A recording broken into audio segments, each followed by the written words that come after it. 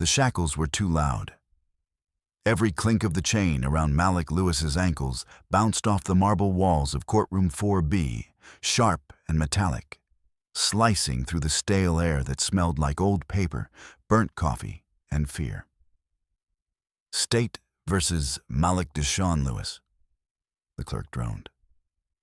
Mara sat in the second row of the gallery, fingers locked around her cheap leather purse until the handles dug into her palms. Her heart pounded, steady and furious. She could feel eyes on her, prosecutors in sharp navy suits, bored court officers leaning against the wall, the court reporter with her hands hovering over the steno machine.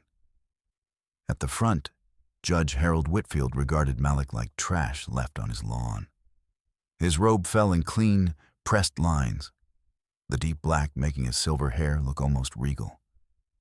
An American flag hung beside him, still and stiff.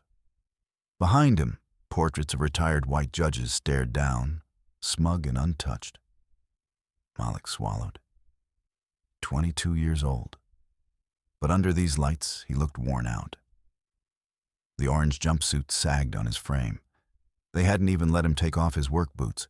The laces were gone, but the scuffed leather still carried warehouse dust. "Mr. Lewis," Whitfield said, voice smooth as syrup over something rotten. "You were given probation. You squandered it. Here we are again." It was one missed check-in, Malik's public defender said quietly, eyes on her file. His mother was in the hospital. He called, "Your client tested positive for marijuana." The prosecutor cut in, E. Harper, the nameplate read, and was picked up in a car with stolen merchandise. "The car wasn't mine," Malik said, voice cracking. "I was just getting a ride home." Whitfield raised a white eyebrow. "Save it for someone who hasn't read your file." He tapped the manila folder in front of him with a polished fingernail, a slow, cruel metronome. 3 prior arrests, 2 for possession, 1 for resisting arrest. Amara's jaw tensed. That resisting had been a scared 16-year-old pinned to a hood for walking home in a hoodie. Paperwork didn't care. Whitfield leaned back. "I'm revoking probation. 12 months in county." The words hit like a punch. Malik's head snapped toward his lawyer. "A year? I didn't—" "Your Honor," the defender tried, voice trembling. "The guidelines." "I know the guidelines," Whitfield snapped. "I've been on this bench longer than you've been out of braces." A couple chuckles puffed from the prosecutor's table. The clerk's lips twitched. The sound burned. Amara's body moved before her brain gave permission. She stood. "Your Honor, the guidelines say—" The whole courtroom turned. Necks twisted. Conversations died mid-breath. Even the stenographer's fingers stopped. Whitfield's head turned slowly, as if offended he had to look at the gallery. His gaze landed on Amara and stayed there. "Excuse me?" His voice dropped a few degrees. Amara felt heat rise to her face, but she didn't sit. Her legs shook. They held. "I'm his sister," she said, forcing her voice to steady. "And I read the guidelines. For a first probation violation, they say the court may consider intermediate sanctions. You're skipping steps." In the back row, a woman in a navy blazer whispered, "Oh, she doing too much," to the man beside her. He smirked. One of the bailiffs shifted, looking to the judge. Whitfield's eyes narrowed. "Ma'am, sit down. You are out of order." Malik's gaze begged her. "Don't make it worse. She should sit." Her heart hammered. She thought of their mother in a hospital bed, Malik cracking forced jokes to keep her from seeing his eyes shine. She thought of every time she'd watched judges talk to boys like Malik, like they were already gone. "Respectfully," she said, voice tightening. "You're the one out of order, Your Honor." The murmurs rose like a sudden wind. Oh my God. She didn't just... "Girl, hush. Ma'am. Whitfield's nostrils flared. Last warning. Sit down, or I will hold you in contempt. The bailiffs were watching her now, hands resting on their belts. She could sit. Let Malik go alone. Let Whitfield win. She swallowed hard. You're not even letting his lawyers speak. You're deciding his life in 5 minutes because you're bored. A sharp intake of breath swept the room. Whitfield leaned forward, gripping the bench. Bailiff, he said softly, take her into custody. Contempt of court. For a second, everything hung suspended. Then the courtroom exploded. What? For what? She just talked. She can't do that in here. Yo, that's messed up. The older bailiff approached Amara, palms raised. Ma'am, he said, voice low. Turn around for me. For speaking? Amara stared at him, then at the judge. You're really going to cuff me for asking you to follow your own rules. Whitfield's face was stone. You chose this. Turn around. Her knees shook. Slowly, she turned. Cold metal bit into her wrists, the ratcheting clicks loud and final. Someone in the gallery raised a phone, half-hidden, recording. Malik lurched against his chains. Amara, don't touch her like that, man. That's my sister. The younger bailiff shoved him back. Relax, inmate. The chain between her cuffs and the bailiff's gloved hand clinked as he led her toward the side door. Every eye followed. Some horrified, some satisfied, most numb. As the door closed behind her with a heavy thud, Whitfield's voice floated after her. Let the record reflect that the defendant's sister was removed for disruptive behavior. Not the truth, just the record. And in this building, the record was God. If opening your mouth to defend your own blood meant walking out in handcuffs, if telling the truth in a room built for justice turned you into the criminal, would you sit down and swallow it? Or would you let them drag you away and quietly promise yourself that one day you'd walk back into that same room and be the one giving orders? Why, the courthouse looked like a temple from the outside. White stone pillars, wide steps, a brass plaque polished every morning. Inside, it was a machine. Security scanners beeped as people shuffled through, emptying pockets and stripping off belts. Officers in dark uniforms watched, eyes lingering longer on black and brown bodies. Upstairs, private attorneys glided past in Italian shoes, laughing with clerks, nodding to prosecutors they called by first names. Their clients waited in crisp shirts and expensive watches, nervous but sure a check could soften anything. Downstairs, chains scraped the floor. Families with tired faces clutched folders and manila envelopes. Mothers rocked babies under signs that said, "No food or drink." Fathers stared at the ground, jaws tight, as public defenders tried to explain in rushed whispers how much time 5 years suspended really meant. In rooms like 4B, hierarchy was simple. The bench at the top, mahogany and elevated, a throne disguised as furniture. The judge's chair twice the size of anyone else's. 2 tables beneath, one usually crowded with polished associates and thick files, the other with a single exhausted defender and a leaning stack of thin folders. Behind them, the gallery. Rows of hard wooden benches for people whose voices didn't count. Judge Whitfield had ruled over that room for 32 years, and he wore those years like a crown.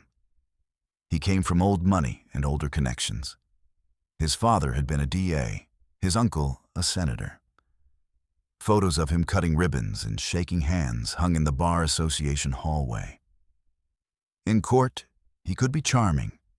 Light jokes for jurors, familiar nods to prosecutors. But when a black defendant spoke too loud or a black mother cried too hard, The charm vanished. "Tone, sir," he'd say coldly. "You do not speak to me like that." He loved control. Of the docket, of the narrative, of the record itself. And when Amara called him out in front of a full courtroom, something deep and ugly in him snapped. Amara had learned to shrink long before that day. In school, teachers skipped her raised hand until grades forced them to notice. At the hotel where she worked, guests saw the tray in her hands, not the degree she'd almost finished. But shrinking wasn't the same as surrender. She walked with a quiet dignity that refused to bend completely. She kept every important paper, lease, bill, probation document, in a folder in her bag, because the world treated her life like disposable paperwork, and she treated it like evidence. "Words can break you or build you," her mother used to say, stirring beans in their tiny kitchen. "They've been using them to break us. Learn how to use them back." At 15, Amara had read their eviction notice out loud, finger-tracing a clause that said the landlord had to maintain heat. She repeated it at the housing office until a clerk finally sighed, made a call, and the eviction, mysteriously, disappeared. "You got a lawyer's brain," her mother had told her. "Don't let nobody waste it." For a while, it looked like she wouldn't. She got into State University on a scholarship, filled her schedule with law-related classes, lived in the library. Then her mother's blood pressure spiraled. Hospital bills swallowed their savings. Malek, still in high school, worked nights at a burger place just to keep the lights on. "You can't work 40 hours and carry this load," her advisor said gently. "It isn't sustainable." So Amara did what too many people like her do. She stepped out of school to keep everyone else afloat. Temporary, she told herself. Temporary turned into years of hotel shifts, server, front desk, night auditor. She learned how to say, "Of course, sir," while swallowing insults. At 3 a.m., when the lobby emptied, she'd pull up PDF files on the computer and read court rules like they were forbidden stories. When Malik caught his first possession charge at 19, she spread his plea agreement on their kitchen table and read every line. "Don't sign yet," she told him. "Not till we understand everything." The public defender had blinked when she started asking about collateral consequences and probation conditions. "You study law?" he'd asked. "Just read a lot," she'd said. Still, reading couldn't change the look on Whitfield's face when Malik's name appeared on the docket. And it didn't stop him from throwing 12 months at her brother like loose change. The contempt charge got Amara 30 days in county and a $1,000 fine. "Could have been worse," her overworked defender said. "Whitfield doesn't like being challenged." Jail was bleach, sweat, and noise. Thin blankets and lights that never fully went off. Doors clanking like punctuation marks. On the second day, Amara found the library. It was small and sad. Dog-eared paperbacks, Bibles, a warped dictionary. But in a corner, beneath puzzle books, she spotted them. Outdated legal self-help guides. She pulled one out. The spine cracked. Due process, equal protection, right to counsel. "You really reading that?" a woman asked, sliding into the plastic chair across from her. She had cornrows tight to her scalp and a tattoo winding up her neck. "Trying to figure out how they keep getting away with this," Amara said. "You're gonna need more than a pamphlet," the woman snorted. "Maybe," Amara murmured, "but it's a start." Word spread. Women started bringing her papers. Disciplinary tickets for insolence. Notices threatening to revoke probation. Letters dense with bureaucracy. "Can you tell me what this means?" Can they really do this? What happens if I sign? Amara read slowly, lips moving, then translated into plain language. She helped them write appeals on napkins and scrap paper. Write this. I respectfully request a review. You sure this will work? Maybe, but at least they'll know you understand. One woman came to her shaking. They say I missed probation check-in. I called. I got the phone record, but I don't know the words. Amara spread the notices out, lined them up with the phone log. Okay, she said. Tell me everything exactly. We're going to write this like a lawyer. But you ain't a lawyer, the woman said. Not yet, Amara replied. The words surprised her, but once said, they lodged inside her like a promise. By the time 30 days passed, she walked out with the same plastic bag as everyone else. Jail slippers, cheap toothbrush, her own clothes folded badly. But she also carried something the system hadn't meant to give her. Fluency. She could hear the law now, not as some distant thunder, but as a language she could speak, bend, and one day wield. 3 years later, the cameras turned on Whitfield. He walked through the courthouse doors without a robe this time, in a perfect suit that couldn't hide the stiffness in his shoulders. Reporters swarmed. Any comment on the misconduct charges?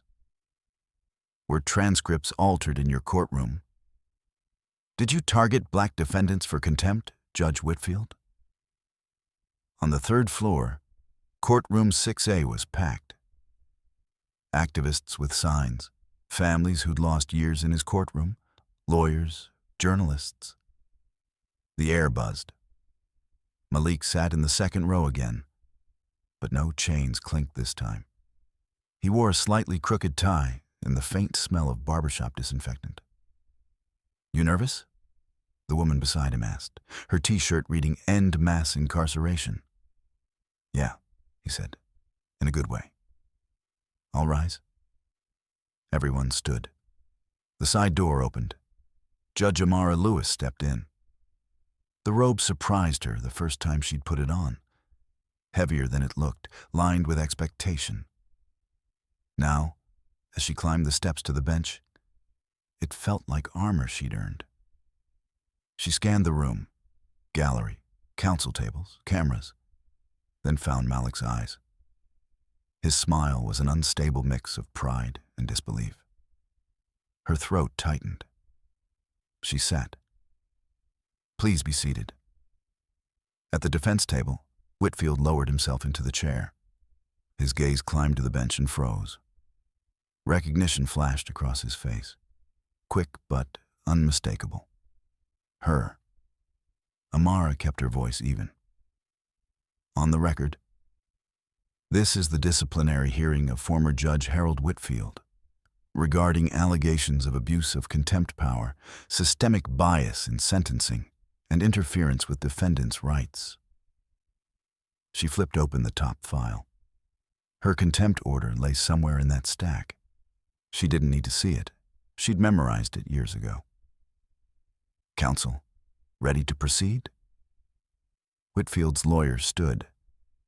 Yes, Your Honor. But first, we move to dismiss certain exhibits, including the complaint arising from your own contempt hearing, Judge. Those findings were within discretion and are prejudicial here. The Commission's prosecutor, Ms. Rosario, rose smoothly. They're key to a pattern of silencing black voices. We oppose exclusion. All eyes shifted up to Amara. Before she could rule, the clerk cleared his throat, nervous. Your Honor, we've discovered an issue with the transcripts. A murmur swept the room. What kind of issue? Amara asked. The audio we pulled from several hearings doesn't match the written transcripts, he said, plugging a USB into the computer with shaking hands. Phrases are missing, tones softened, whole sentences gone. Glitches happen, Whitfield's attorney said quickly. Clerical errors. A glitch that only protects one person? Rosario shot back. We both know better. Amara felt the whole system wobble in that moment. The official record, what everyone was told to trust, was cracking. Play the audio from the Lewis hearing, she said. The moment where the gallery speaks. Silence settled thick as the speakers crackled. The clerk's voice came first. State versus Malik Deshaun Lewis. Then Whitfield's smooth tone, the prosecutor's arguments, Malik's shaky plea. And then Amara heard herself. Your Honor, the guidelines say, her voice younger but clear, not hysterical, not screaming, steady, specific. She heard herself cite the exact section allowing intermediate sanctions. Heard the urgency, not disrespect. On paper, the transcript reduced it to, unidentified female voice interrupts. Court warns gallery.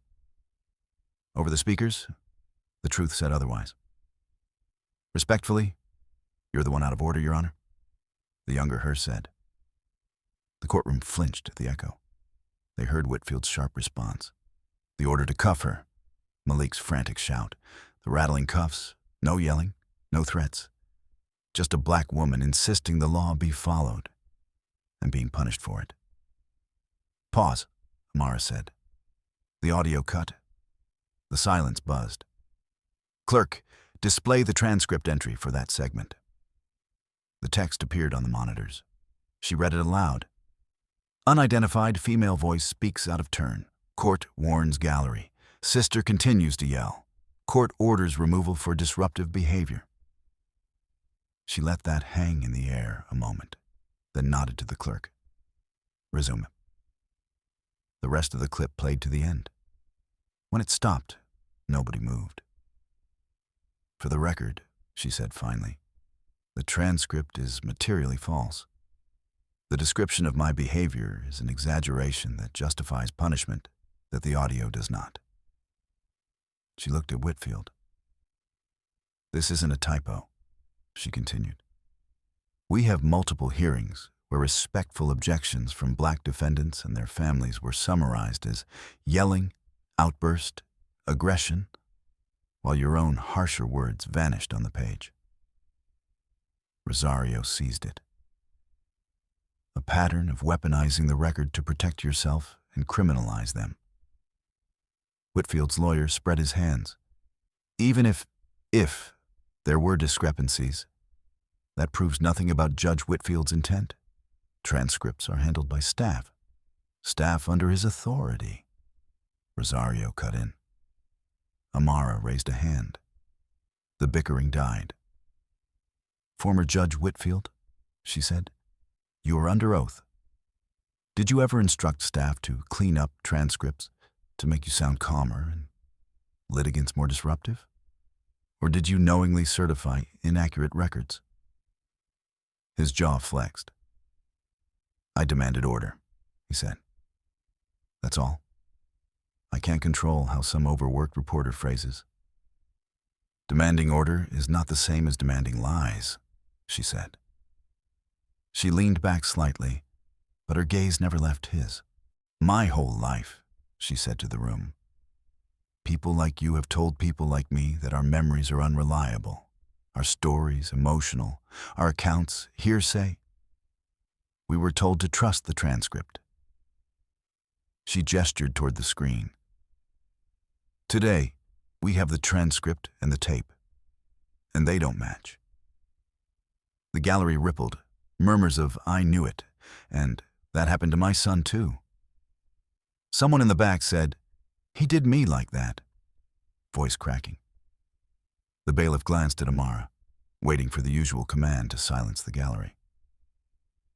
Let them speak, she said quietly.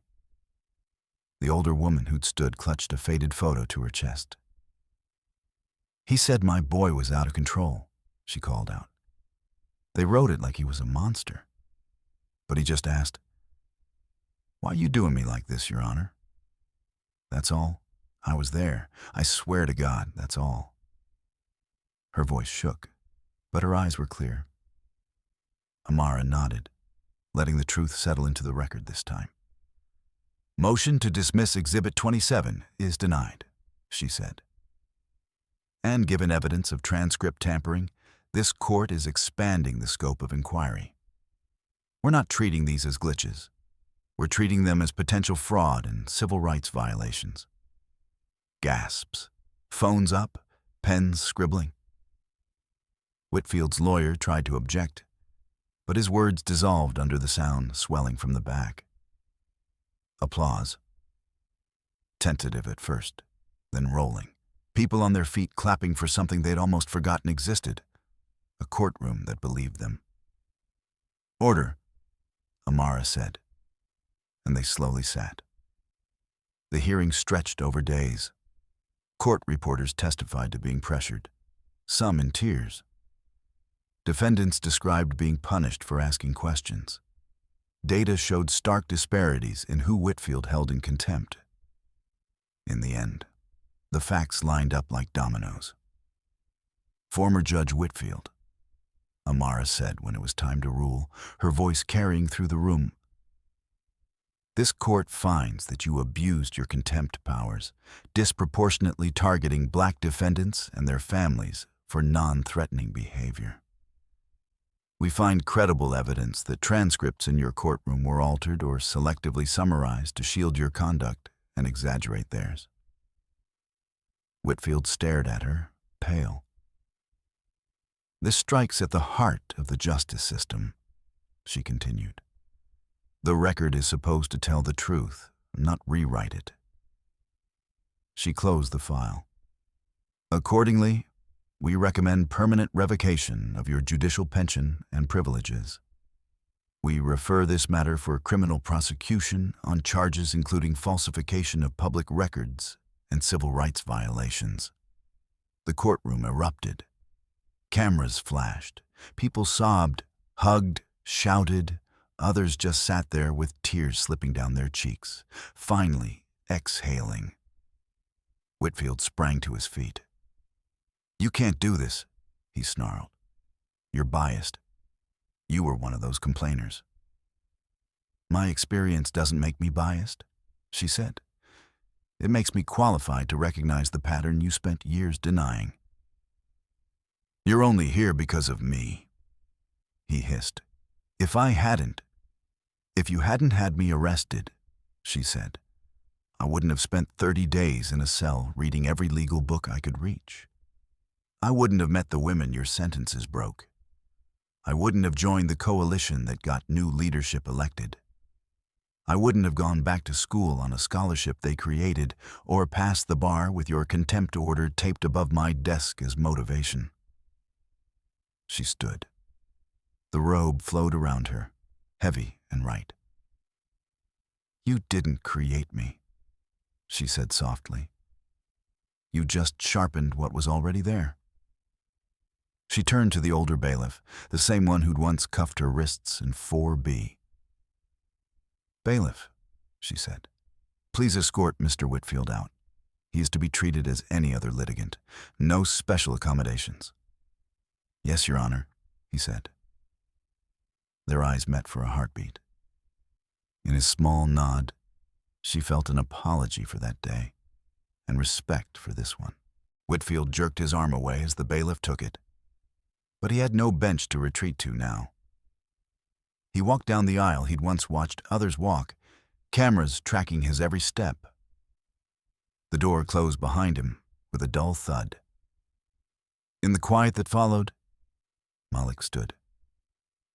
"Your Honor," he said, the title tasting different now, "on behalf of a whole lot of people who never got to say it. Thank you." Amara swallowed against the lump in her throat. "This isn't about me," she said. "It's about the record finally catching up to the truth." But as she looked out over the faces in the gallery, mothers, brothers, daughters, public defenders, organizers, she knew it was also about this. They had arrested a black woman for speaking up in court. They had dragged her away so the record could stay clean. And now that same black woman sat in the tallest chair in the room, calmly deciding which words would be carved into history. Maybe justice isn't blind at all. Maybe it just spent too long looking in only one direction.